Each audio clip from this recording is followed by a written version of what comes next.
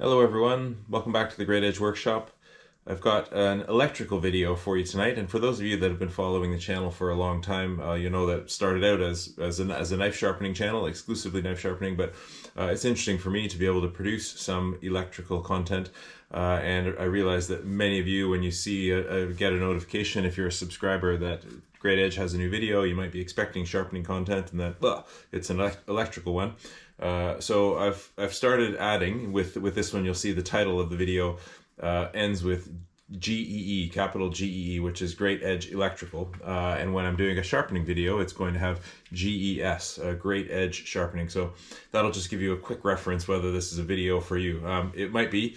You know, there are, well, I'm interested in knife sharpening and electrical work. There may be other people out there, but I appreciate it's a very niche combination, so not to everyone's taste. So I'm trying to give you some shorthand with how the videos are introduced to know whether it's going to be electrical content or sharpening. But tonight, electrical, and this is the first video, possibly of a small series related to the test rig that I built and getting people ready to sit their 239152 exam. So that's the initial verification and periodic inspection of electrical installations, a UK-based course offered by the city and guilds, and is basically setting people up to be able to sign off EICs, electrical installation certificates, or carry out and write EICRs, electrical installation condition reports.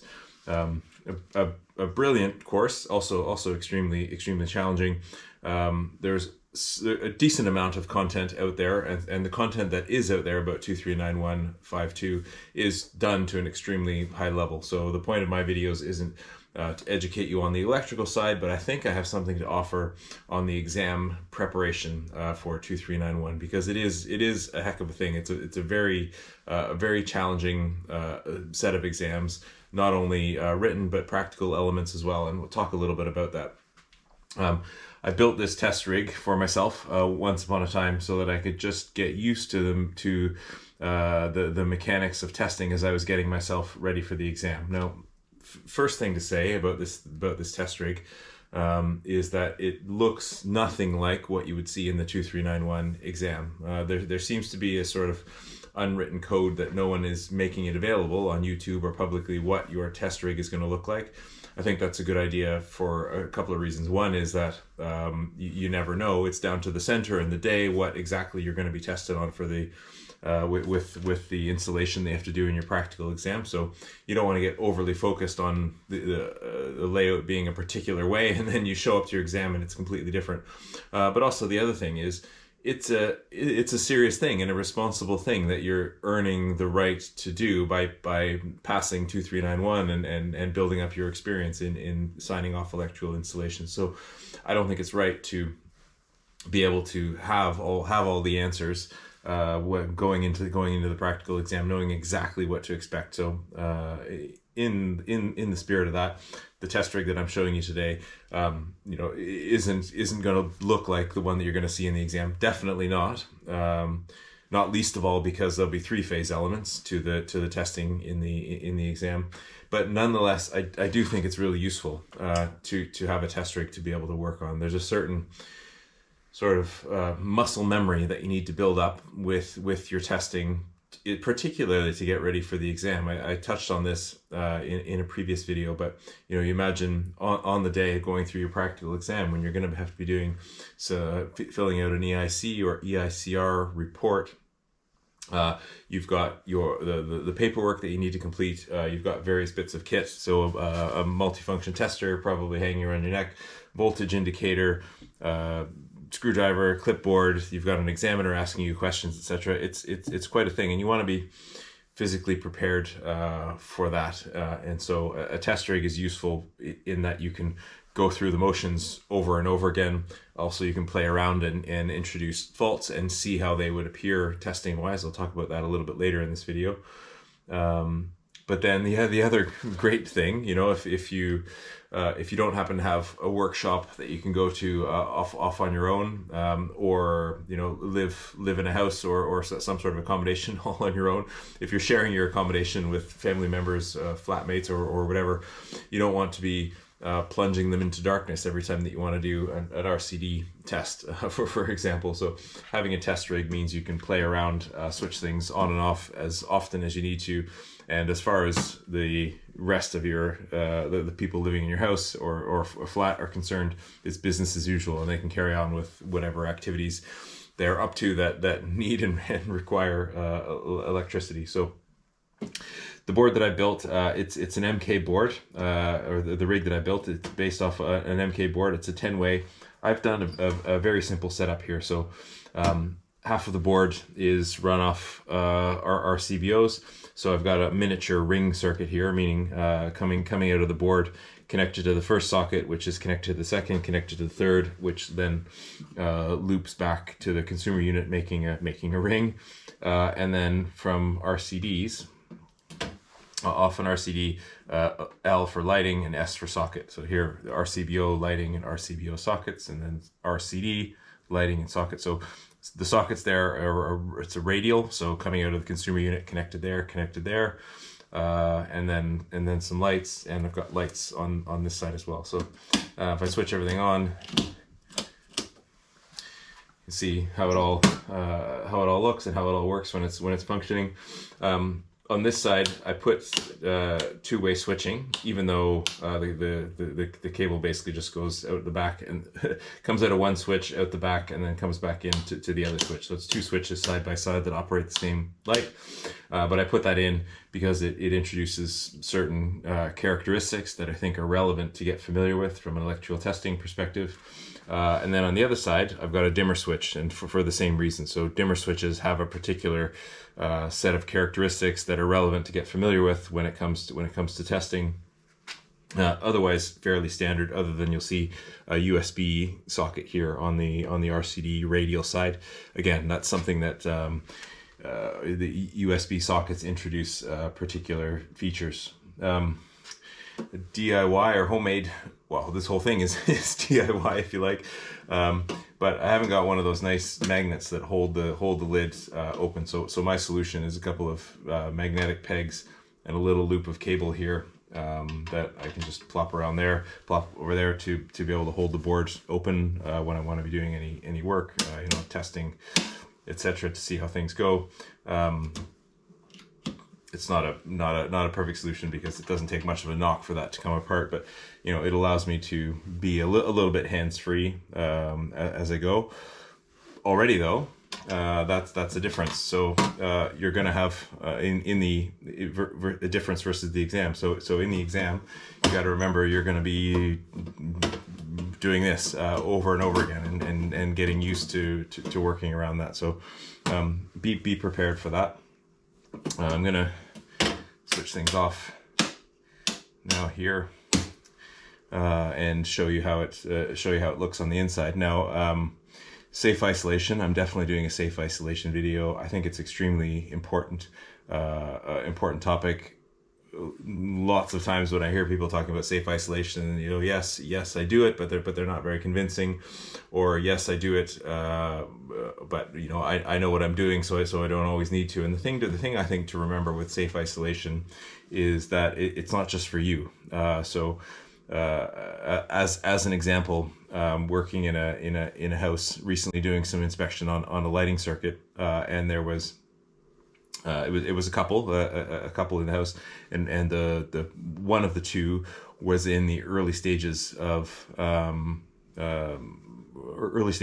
dementia, and so walking around the house not with full function or full awareness of everything that was going on. And if I left this board, let's say switched off, I couldn't be sure that just pure innocence or not realizing the consequences, that person could have gone around and seen, oh, those switches are down and normally they're up, and switch something on while I'm working on it. So it's not just going through safe isolation so that I'm safe, it's also going through safe isolation so that other people are safe. Or certainly if you're working in a group with multiple electricians, if you've got a circuit that you're working on, lock it off so that nobody else can inadvertently turn it on while somebody's working on it. A nice thing about a test rig is that I'm switched off here. This is the supply cable, so the whole thing is run off a 16 amp commando socket. I'm going to make a video to show that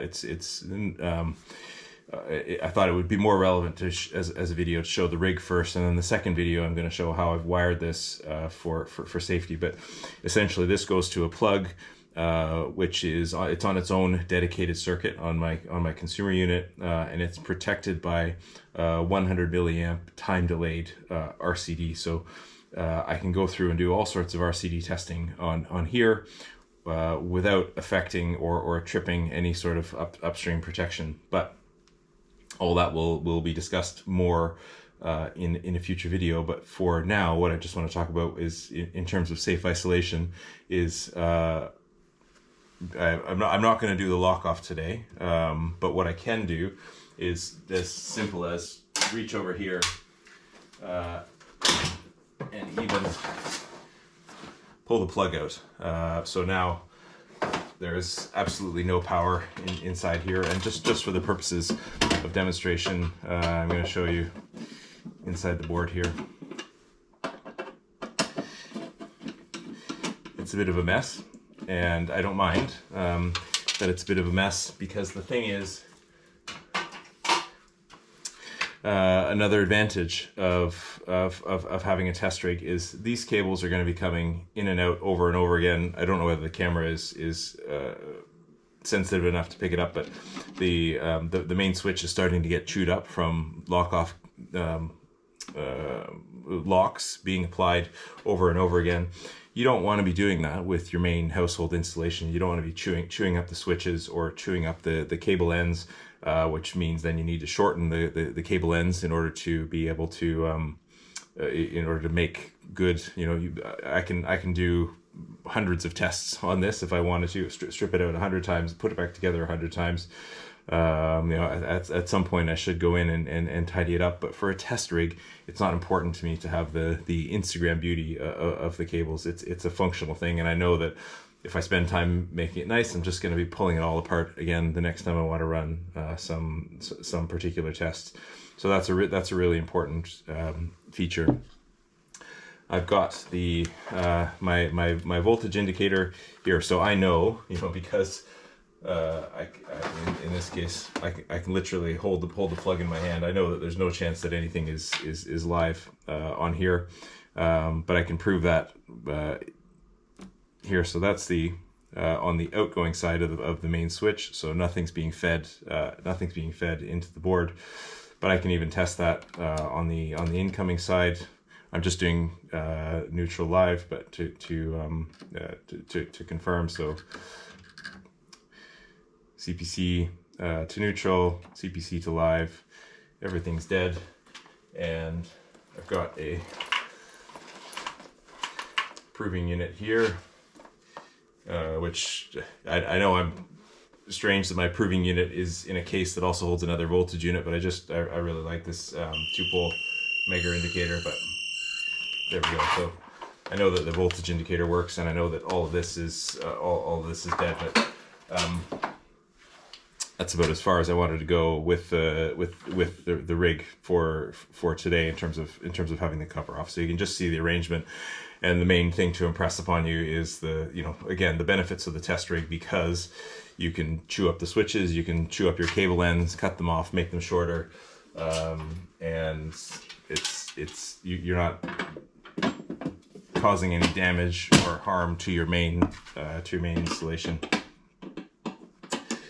I explained how the RCD and RCBO socket circuits are wired. So the RCBO sockets on the left side of the board are wired in a ring configuration, and the RCD sockets down the right hand side are wired in a radial, and that just allows me to play around with different testing scenarios. That's the other great thing about the rig, having a rig, is that you can mess with it for lack of a better term.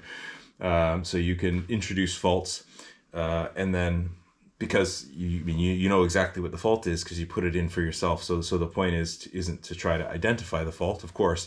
The point is I introduce faults here, and then I go through my usual suite of tests, and what I'm looking for is, okay, how does that particular fault manifests itself in the test results, or how could I use my test results only, because I'm blind to weird connections that might be on the board. How do my test results show up anything weird? A couple of examples I have here. A extension lead that I've wired up with a neutral earth short. So rather than building a neutral earth fault into the rig, I can put a temporary one in. So if I were to plug that in and then plug an appliance into here, it would trip on RCD fault. Another one that I've got. This is a very dangerous element in the wrong hand, so I keep this locked away. But this is a way for me to have shared neutrals. So inside these plugs here, the live pins are disconnected, the earth pins are disconnected, but the neutral pins are joined up. So I can do weird things like that, and then see how it manifests, where the neutral is split across two circuits, and how does that influence test results. So lots of really beneficial uses for having a test rig. If you come across something out on a job site somewhere and want to experiment with it, or you hear somebody talking about this fault that they've noticed, and you want to try to test it out for yourself, perfect having a rig, because you can wire it in without altering your home installation. But I think that's pretty clear, and I think I've made the case for it. It's obviously, were this to be a permanent installation, I would do things differently. I mean, it wouldn't be screwed into just a standard piece of wood. Nowadays, we're very concerned and considerate in the electrical world of combustible materials. So screwing your electrical installation onto a wooden board is a bit of a no-no. But for a test rig, it makes the construction fairly easy. The other thing that you can't see, and I can't show you, but in order to introduce a little bit of useful resistances into the installation, I've got quite a bit of cable length sitting behind the board here. So even though to run the ring there and back is about a meter of 2.5 twin and earth, the length of cable is actually about 8 or 9 meters. It was a while ago that I built this, so I don't remember exactly, but that's just looped up in the back of the board to be able to introduce to be able to have some meaningful resistances, not have R1 R2 being 0.01. Yeah, but anyway, it's a pretty good setup. And for anyone, coming back to the 2391 exams, for anyone thinking of sitting those exams, and particularly to prepare yourself for the practical one, I strongly encourage you to build yourself or get access to a test rig. I bought the board on Facebook Marketplace, for example. Very, very cheap. Somebody was probably getting rid of it, surplus to requirements. But that's all I need. It doesn't need to be the latest gear. I mean, you might want to have an AFDD in your test rig for a particular reason, to understand how that tests out, or to give yourself some comfort and confidence in handling them. But it doesn't need to be flash. I didn't spend a lot on this part of the board. What did cost me a little bit was setting up the time delayed RCD protection for this supply. So the bit that the supply cable plugs into. But I will come on to that in a follow-up video.